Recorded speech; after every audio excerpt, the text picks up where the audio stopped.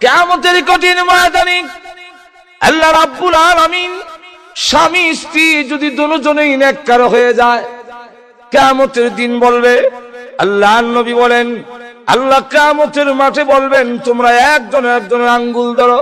আল্লাহ ধরেছি, একজন আরেকজনের দিকে তাকাও। আল্লাহ তাকাইছি, হাসি দে। আল্লাহ হাসি দিছি, জান্নাতের গেট খুলে দিয়েছি, আঙ্গুল ধরে ধরে আমার তৈরি জান্নাতের ভিতরে প্রবেশ করো। এমন মহিলাও পৃথিবীর থেকে বিদায় হয়েছে যে 40 বছরের ভিতরে একদিন আল্লাহর কোরআন ছাড়া একটা কথাও বলে নাই। একটু জোরে কোন, এমন ঘটনা কোনের এখন টাইম নেই। 40 বছর গেছে, এর ভিতরে কোরআনের আয়াত ছাড়া কথা বলে না। আব্দুল্লাহ ইবনে মুবারক রাহমাতুল্লাহ আলাইহি তিনি যাচ্ছেন হজে, রাস্তার মধ্যে একজন মহিলার সঙ্গে দেখা হয়েছে। যেই মাত্র মহিলার সঙ্গে দেখা হয়েছে, তো ডাক দিয়া কয়, দেখলো মহিলা বুরকা কইরা পর্দা দিয়া মরুভূমির মধ্যে একা একা বসে রয়েছে, কোন সাথী নেই। তো আব্দুল্লাহ ইবনে মুবারক রাহমাতুল্লাহ আলাইহি ভাবলেন যে এই মহিলা মনে হয় কাফেলা থেকে বিচ্ছিন্ন হয়েছে, তাই কাছে গিয়ে সালাম দিলেন, আসসালামু আলাইকুম। মহিলা তো জবাব দিব ওয়া আলাইকুম সালাম না কইয়া কুরআনের আয়াত দিয়ে জবাব দেয়। উনি সালাম দিছেন আসসালামু আলাইকুম, ওয়া আলাইকুম সালাম না কইব, না কইয়া কয় আল্লাহর পক্ষ থেকে আপনাকে সালাম দিলাম। আব্দুল্লাহ ইবনে মুবারক বিরাট বড় মুহাদ্দিস, ইমাম বুখারীর ওনার উস্তাদ। তখন উনি বলতেছেন এইভাবে সালাম দিল কেন? তখন জিজ্ঞাসা করে, আইনা তুরিদিনা ওয়া তাযহাবিনা, আপনি কোথা থেকে এসেছেন এবং কোথায় যাবেন? আরবিতে জিজ্ঞাসা করছে। মহিলা আরবি ভাষায় জবাব না দিয়া কোরআনের আয়াত দিয়া জবাব দেয়, সুবহানাল্লাযী আসরা বিআবদিহি লাইলাম মিনাল মাসজিদিল হারাম ইলাল মাসজিদিল আকসা। এই আয়াত দিয়ে ইশারা দিলেন, আমি বাইতুল্লাহ শরীফ জিয়ারত করছি, এখন বাইতুল মুকাদ্দাস যাব। আব্দুল্লাহ ইবনে মুবারক বলেন, তাহলে আপনি এখানে পড়ে আছেন, আপনি কি রাস্তা হারিয়ে ফেলেছেন? মহিলা জবাব দেয় কোরআনের আয়াত দিয়া, মাইয়ুদলিলহু ফালা হাদিয়া লা। আল্লাহ বলছেন আল্লাহ যাকে পথ হারা করে সে পথ পায় না। এই আয়াত দিয়ে ইশারা দিলেন, আমিও পথ হারাইছি, পথ পাই না। তখন জিজ্ঞাসা করে, কতদিন ধরে আপনি এখানে পড়ে আছেন? মহিলা জবাব দেয় কোরআনের আয়াত দিয়া, ثلاث ليال سبيا। 3 দিন ধরে আমি এখানে আছি।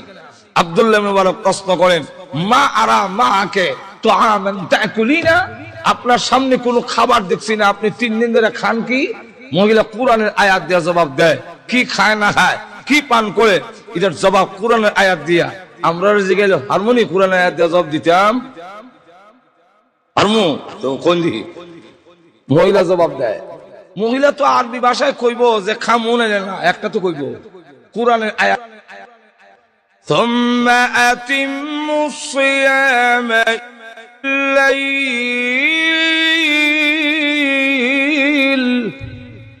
এর অর্থ হলো আল্লাহ বলছেন তোমরা রোজা পুরা করো রাত পর্যন্ত। এটাতে কি বুঝাইলো? বুঝাইছে আমি রোজাদার, আমার রোজা রাত পর্যন্ত পুরা করতে হইব, অতএব তোমার খাওয়ান খাইতাম না। আব্দুল্লাহ ইবনে মুবারক বলেন, সফর অবস্থায় নফল রোজা ভাঙ্গার অনুমতি আছে, ভাঙ্গা খাইয়া লাইন, রাখলে ভালা আর খাইলে পারেন। মহিলা জবাব দেয়, রাখলে যদি ভালো হয়, কোরআনের আয়াত দিয়ে জবাব দেয়, ওয়া আনতাসুমু খায়রুল লাকুম ইন কুনতুম তা'লামুন।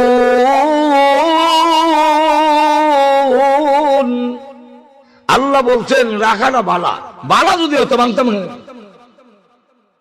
আব্দুল্লাহ ইবনে মুবারক কয়, মহিলা আপনি যে কথা বলেন কোরআনের আয়াত দিয়া, এতে আমার বুঝতে কষ্ট হয়, কারণ কোরআনের আয়াতগুলোর ডাইরেক্ট জবাব নয়, এটা ইনডাইরেক্ট, অনেক চিন্তা হলে বের করুন লাগে।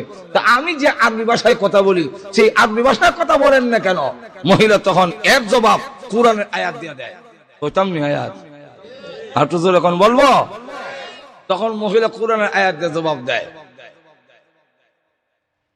মা ইয়ালফিযু মিন কাওলিন ইল্লা লাদাইহি রাকীবুল আতীদ।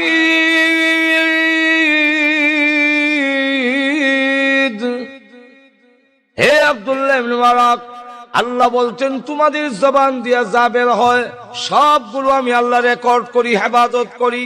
আল্লাহ যদি হেফাজত করেন তাহলে আমি কেন কোরআন ছাড়া অন্য ভাষায় কথা বলবো? কিয়ামতের কঠিন ময়দানে আমার আমলনামা যখন উল্টানো হবে তখন আমি চাই ওই কিয়ামতের মাঠে আমার আমলনামা যেন আল্লাহর কোরআন শরীফ হয়ে যায়।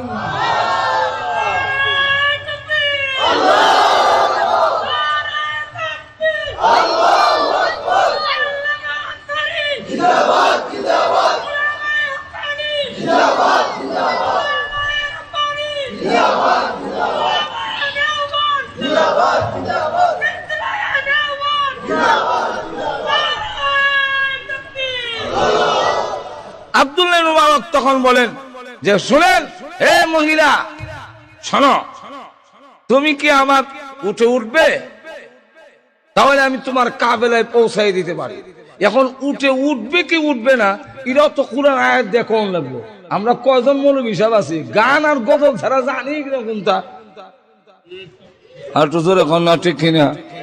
এখন বর্তমান যুগ নাই, খালি কতক্ষণ পরে পরে গান আর গজল। ঘুমাই গেছেন কেন? গান গজলে বলে গেছে, আকাশে তো লক্ষ্য তারা হইলে জোরে কোন, ঠিক কিনা? নবীর বড় আশেক যে গাওয়া গাইছে, নবীর আশেক হইলো তো নবী তো কোরআন লই আইছি, নবী তো গজল লই আইছে না। আর তো জোরে কোন না। আর আমরা তো সকালে গিয়া দেখবেন নবীর দুলত পারাম দিনে কইছে ফেলো হারা দিলে আয়াত বেরো না। মহিলা এখন কোরআন আয়াত দিয়ে জবাব দিবে, উঠে উঠবে কি উঠবে না। তিনি বলেন والخيل والبغال والحمير لتركبوها।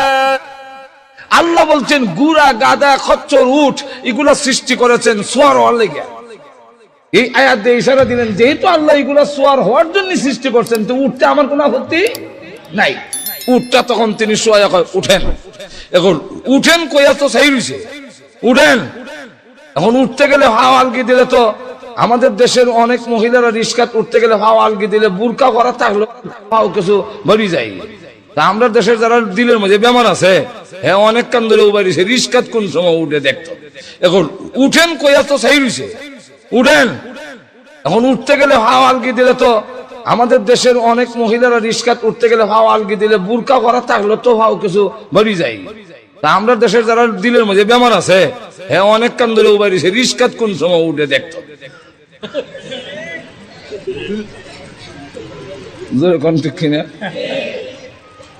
এখন উনি তাকায় থাকলে উঠবে কেমনে?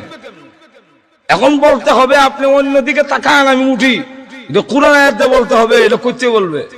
মহিলা তখন বলে কুল লিল মুমিনিনা ইয়াগুদ্দু মিন আবসারিহিম। আল্লাহ বলছেন হে রাসূল মুমিন পুরুষদেরকে বলুন তোমরা নজর নিচের দিকে রাখো। এই আয়াত দিয়ে ইশারা দিলেন ও আব্দুল্লাহ ইবনে মুবারক তোমার নজর নিচের দিকে রাখো। উঠো কয়ে সাইরিস ওখানে, আমি উঠবো কেমনে? এমনি আব্দুল্লাহ ইবনে মুবারক নিচের দিকে তাকাইয়া তিনি উঠেন।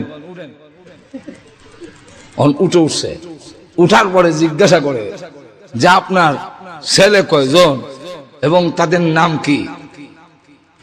মহিলার ছেলের নাম কইব, আমরা ছেলে মেয়ের নাম কোরআন দিয়ে হুমুখাম নেই। নাট বল্টু স্কুপ ড্রাইভার হেলে না ডলে না খেলে না জ্বলে না, জোরে কোন ঠিক কিনা? পাপ্পু সাপ্পু, জোরে কোন ঠিক না? নাম রেখে বুঝে পাপ্পু আবার ডাহে। আবার আমরা জিগাই হুজুর নামের অর্থটা বানানি, জিগাইলে তো কোন লাগে। ডিকশনারি উল্লাই গিয়া দেখি পাপ্পু অর্থ হলো আদরের কুত্তার বাচ্চা। তুই আদরের কুত্তার বাচ্চা, এটা মানুষের বাচ্চা হইব কুমালা। আরেকবার আমার হুজুর নিচে নাম রাখবার লেগে হুজুর আমার ছেলে নাম রেখে দেন, তোমার ছেলের নাম আব্দুর রহমান বা আব্দুল্লাহ রে খেলাও, শ্রেষ্ঠ নাম আল্লাহ রসুল বলছেন। তখন হুজুর এটা পুরান হয়ে গেছি, নতুন নাম রেখে দেন। আর শর্টকাট আমার আরো 3 ছেলে আছে, এর সাথে মিলাইয়া বলে তোমার 3 ছেলের এর নাম কি? বলে একটার নাম হারু, একটার নাম তারু, আর একটার নাম নারু। তো হুজুর কয় এটার নাম রেখে দাও গরু, কারণ হারু তারু নারু আর মিলাই কি তারা গরু রেখে দাও। কি করবো, এই হলো আমরা নামের অবস্থা। জোরে কোন ঠিক কিনা? এখন মহিলা জবাব দেয় 3 ছেলের নাম কোরআন দিয়া কয়। বলবো আয়াত না? অসুবিধা হইতেছে? আল্লাহ কোরআনে বলেন واتخذ الله إبراهيم خليلا وكلم الله موسى تكليما يا يحيى خذ الكتاب بقوة। 3 আয়াত পড়ে দিলেন, ইশারা দিয়ে বুঝাইলেন আমার বড় ছেলের নাম আত্তাখাযাল্লাহু ইব্রাহিম খালিলা, বড় ছেলের নাম ইব্রাহিম। 2 নম্বরে কয় ওয়া কাল্লামাল্লাহু মূসা তাকলিমা, আমার 2 নম্বর ছেলের নাম হলো মূসা। 3 নম্বর আয়াত ইয়া ইয়াহইয়া, মানে আমার ছেলের নাম ইয়াহইয়া। এখন জিজ্ঞাসা করে ও মহিলা আপনার কি স্বামী আছে? বিট্রে বিট্রে নিয়ত হইল এই মহিলার যদি জামাই না থাকে আর বিয়া করে লওন যায়। কিয়ামতের মাঠে আমি আব্দুল্লাহ ইবনে মুবারকের কোন আমল কামল না লাগলো, এই মহিলার স্বামী হওয়ার কারণে জান্নাত। কারণ কিয়ামতের কঠিন ময়দানে আল্লাহ রাব্বুল আলামিন স্বামী স্ত্রী যদি দুজনেই নেককার হয়ে যায়, কিয়ামতের দিন বলবে, আল্লাহর নবী বলেন আল্লাহ কিয়ামতের মাঠে বলবেন তোমরা একজনের আঙ্গুল ধরো। আল্লাহ ধরেছি, একজন আরেকজনের দিকে তাকাও। আল্লাহ তাকাইছি, হাসি দে। আল্লাহ হাসি দিছি, জান্নাতের গেট খুলে দিয়েছি, আঙ্গুল ধরে ধরে আমার তৈরি জান্নাতের ভিতরে প্রবেশ করো। আবার যদি এমন হয় মহিলার আমল বালা, জামাইর আমল বালা না, আল্লাহ স্ত্রীকে জান্নাতের টিকিট দিয়ে বলবেন তুমি যাও।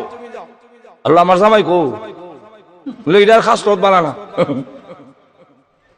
প্রভু জান্নাতে যাওয়ার সিস্টেম, স্বামী স্ত্রী একজনের আঙ্গুল ধরে যায়। ওই যে বিশ্ব নবী যাচ্ছেন জান্নাতে, খাদিজা এসে আঙ্গুলে ধরা। ওই যে আলী আঙ্গুলে জান্নাতে যায়, আলীর আঙ্গুলে ফাতেমা ধরা। এই হলো সিস্টেম। আল্লাহ আমি একা যাবো কেমনে?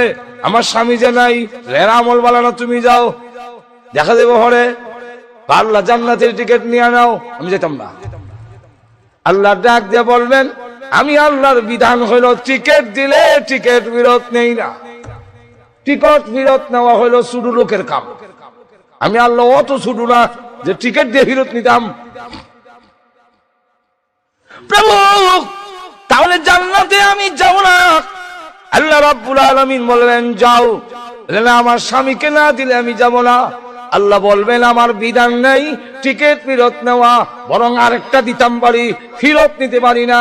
তোমার সুপারিশে তোমার স্বামীর জিন্দেগির অপরাধ মাফ করে জান্নাতে যাওয়ার পারমিশন দিলাম। তো বউ যদি জান্নাতি হয় এই সুযোগে যাও, জান্নাতেই যাব।